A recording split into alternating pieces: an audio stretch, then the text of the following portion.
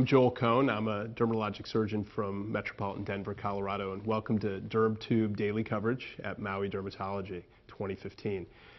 Over the course of the meeting, we've seen some wonderful speakers, and there's been a lot of new data that's been presented. Some of the things that I've talked about over the course of the meeting are fillers and other injectables such as neuromodulators. So I think in both of those worlds, there's been some significant research papers that have come out looking at either data or looking at the way we inject or how we potentially treat adverse events. So when it comes to fillers and filler complications, one of the most dreaded or concerning filler complications is vascular compromise. And there's been several papers that have been evolving in terms of treating vascular compromise, and some have come out in recent months.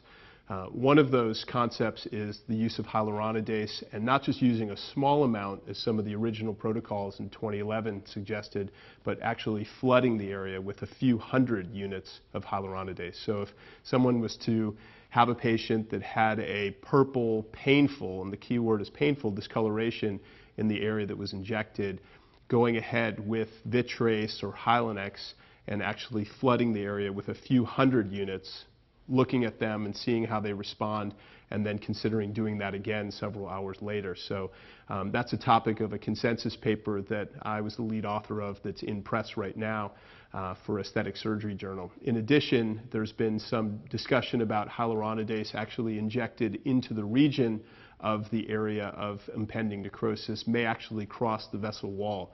So Claudio Di Lorenzi in Dermatologic Surgery a few months ago published an article looking specifically at cadaver temporal artery and tying off the temporal artery and then showing and demonstrating that hyaluronidase placed outside seems to cross the vessel wall. So I think that there's some evolution in the protocols that we're using to treat filler complications.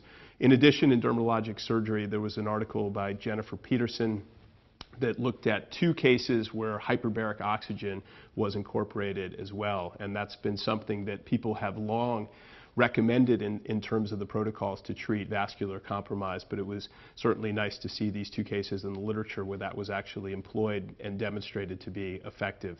So nitropaced is one of those steps in the armamentarium of what we have. There's still some discussion.